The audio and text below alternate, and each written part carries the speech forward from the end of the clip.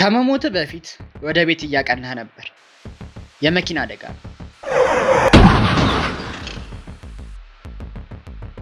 ያው የተለመደው የመኪና አደጋ ግን ህይወትህን አሳጣህ።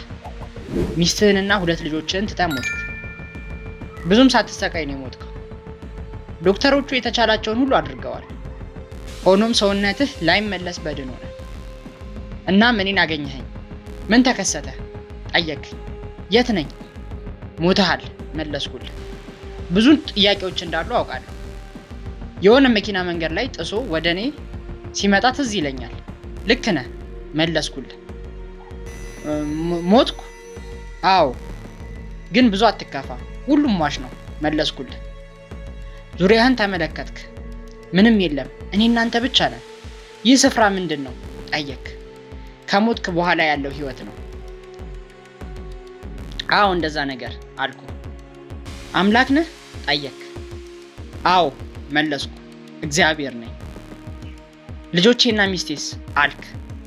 ምን ይሆናሉ ብለህ ነው? ጥሩ ሰው ትመስላለህ። ሞተ ስለ ልጆችህና ሚስትህ ነው የምታስበው። ያው ልጆችህ ገና ናቸው፣ አንተን መጥላት አልጀመሩ። ሚስት ግን ውጯ እያነባ በውስጧ ግን እፎይ ስትል ነበር። እውነት ለመናገር ትዳራችሁ ከመበተን ጫፍ ላይ ነበር። ሚስት በአንተ ሞት እፎይታ ስለተሰማት ሳትጸጸት አልቀርም። እሺ አልክ።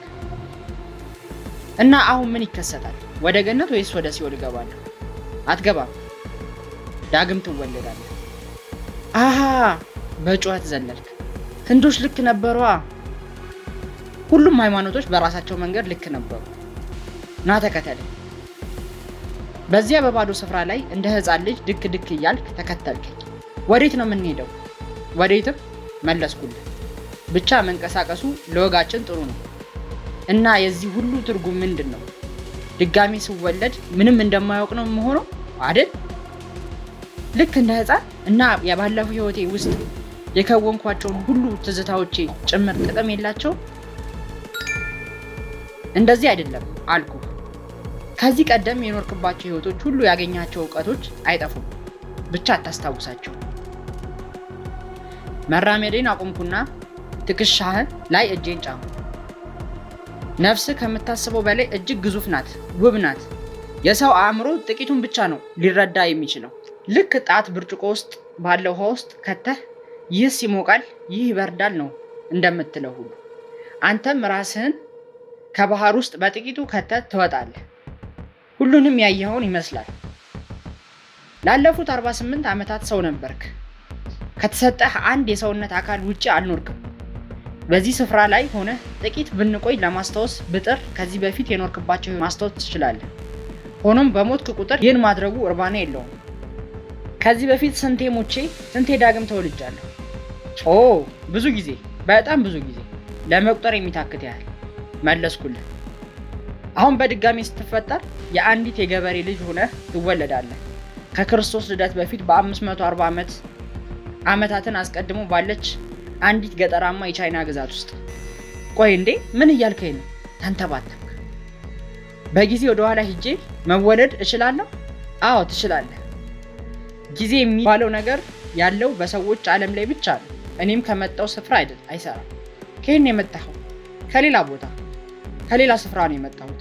ብነግርህም በአንተ አቅም ለመረዳት የምትችለው አይደለም።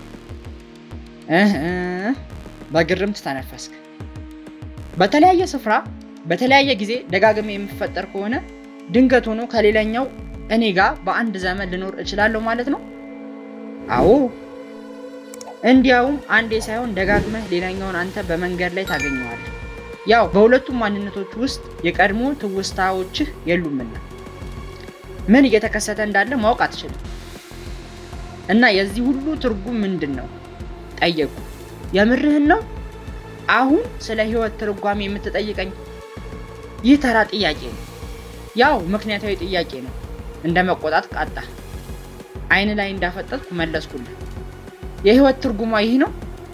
ሁለንተና ሁሉ የተፈጠርኩት ለአንተ ነው፣ አንተ ብቻ እንድትኖርበት ማለት የሰው ልጆች እንዲኖሩበት አይደለም። አንተ ብቻ። ይህንን ሁሉ ሁለንተና የፈጠርኩት ለአንተ ብቻ ነው። ደጋግመህ በተለያየ ሰው አካል ትወለዳለህ፣ ደጋግመህ ትሞታለህ። እኔ ብቻ? ሌላ ማንም ሰው የለም? ማንም የለም። በዚህ ሁሉ ሁለንተና ውስጥ እኔ እናንተ ብቻ ነው ያለነው። በድንጋጤ ደርቀ ቀረ። በምድር ላይ ያሉ ሰዎች ሁሉም አንተ ናቸው። ደጋግመህ ትወለዳለህ ማለት ሁሉም? አዎ፣ አሁን እየተረዳኸኝ ይመስላል ጎበዝ በሚል አኳኋን ጀርባህን መታ መታ አደረጉ። በምድር ላይ የኖሩ ሰዎች ሁሉ ነኝ? አዎ፣ ወደፊትም የሚኖሩት ጭምር ነህ። አፄ ምኒልክ ነበርኩ? አዎ፣ ግራዚያኒም፣ አብርሃም ደሞጭም፣ ሞገስ አስገዶምም ነበርክ። ሂትለርስ? በአግራሞት ጮክ። አዎ፣ ያስገደልካቸው ሚሊዮን አይሁዶች ነበር። ኢየሱስንስ? ስቀለው ሲሉ የነበሩትንም ነበርክ። በዝምታ ጠዋትክ። ሌላ ሰው ትጎዳለህ፣ ራስን እየጎዳህ ነበር። ለሌላው መልካም ስታደርግ ለራስ መልካም ስታደርግ ነበር። በሰዎች ልጆች ዘንድ የነበሩ ደስታዎች ሁሉ መከፋቶች በአንተ አልፈዋል። አሁንም በዝምታ ውስጥ እያሰብ ረዥም ዝምታ። ለምን ጠየቀኝ? ይህ ሁሉ ለምን አስፈለገ? እድገትን ስትጨርስ ጥበብን ሁሉ ስታውቅ የሆነ ቀን የሆነ ሰዓት እኔን ትሆናለህ። ምን? በድንጋጤ ጮክ። ማለት እግዚአብሔር ነህ? አይ አይደለም፣ ገና ጽንስ ነህ። ገና በማደግ ላይ ያለ ጽንስ። የሁሉም የሰው ልጆች ህይወት ከኖርክ በኋላ ለመወለድ ብቁ ስትሆን ትወለዳለህ። እናም ይህ ሁሉ ሁለንተና በጥርጣሬ ውስጥ ሆነህ ጥያቄን አቆምክ። አዎ፣ ይህ ሁሉ ሁለንተና እንቁላል ነው፣ ጽንስ የሚያድግበት እንቁላል። አሁን ቀጣይ ህይወትህን ኑር። ዳግም ወደ ምድር ቻይናዊቷን የገበሬ ልጆች ሆነ ተመለስ። እንቁላሉ አንዲ ዌር አጭር ልቦለድ ከገጽ 14 እስከ 18። የፍልስፍና ማዕድ በጥበበኛው ሰለሞን